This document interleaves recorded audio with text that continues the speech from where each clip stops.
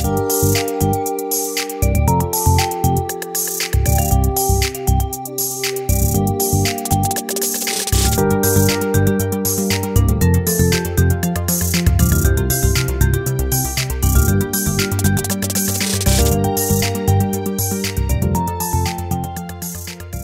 just saw the movie Juno.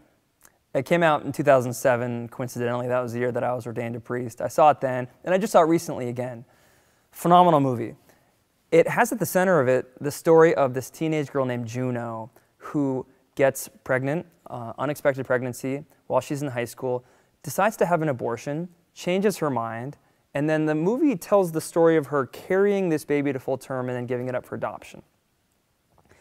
I want to talk about it because when I just saw it, what struck me about Juno was the way that the movie takes us to a deeper place than so often discussions and debates about abortion usually go.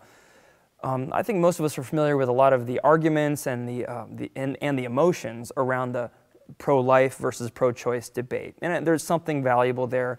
I'm not disregarding that. But what this movie does, it kind of ignores those through the character Juno and takes us to this deeper place. What I mean by that is Juno has the soul of an artist. I mean that she's in touch with what's beautiful, and that becomes for her a kind of compass. You see this when she is actually walking to the abortion clinic. And Juno is very casual, mature, and intelligent beyond her years, but she's uninterested in philosophical and moral debates. She's pregnant, and she decided to get an abortion. When she's walking to the abortion clinic, she sees a friend from high school who has a sign. She's out there protesting abortion and trying to turn women away from the abortion clinic. The sign says, I think, abortion is murdering or something. Juno doesn't even see that. She kind of just, it doesn't mean anything to her. So she starts chatting with her friend about, I don't know, a project in chemistry class or something. And then they just finish the conversation and Juno walks towards the abortion clinic. Her friend turns around and says, your baby has a beating heart. That truth just bounces off Juno like a water off a duck's back. But then her friend says, your baby has fingernails. I think the baby is like 12 weeks old at that stage.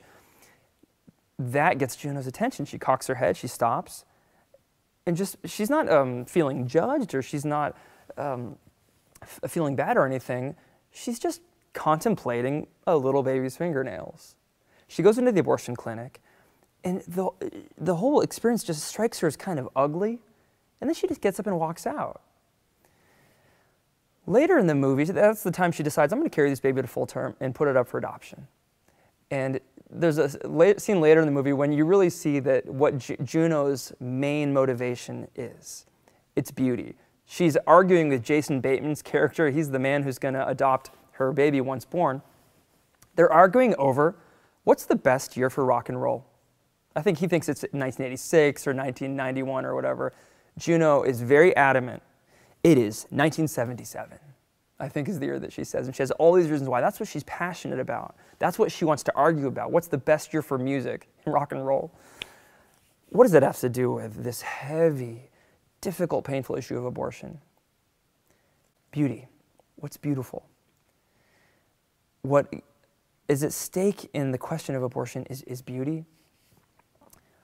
In my life as a priest, in my 7 years as a priest, I've had the incredible privilege, honor to work with women who have had abortions and then have gone back and have experienced healing, forgiveness, wholeness, a way to move forward in a way where they can live their life in a beautiful way again. I've had the privilege of going on post-abortive retreats. Women will show up, they're afraid, they feel terrible, they feel judged, they feel alone and isolated, they feel shame. By the end of the retreat, they feel a kind of joy and hope and lightness. Why? Because they've done what Juno did. They received the truth that this life, the human life, even unborn life, is beautiful. And then with all the difficulties and rearranging that demands, there's an opportunity for beauty there. Now for someone who has lost the life of a child, Yes, through abortion, but also through miscarriages or losing the life of a child who's very young. It's a deep pain. It's one that I've been privileged to walk with people through. Recognizing the beauty of that loss can feel like the last thing you want to do because it seems to make the pain more intense. But that's precisely where the healing happens. It makes a place in our heart for the person that we've lost, whether it was an abortion or not. So just want to, it's very difficult a topic that's worthy of all sorts of philosophical and debate. But it's just a word of hope that we should never lose sight of this level of beauty. Whether someone chooses adoption, whether they choose the painful and tragic decision of abortion, that there's always hope.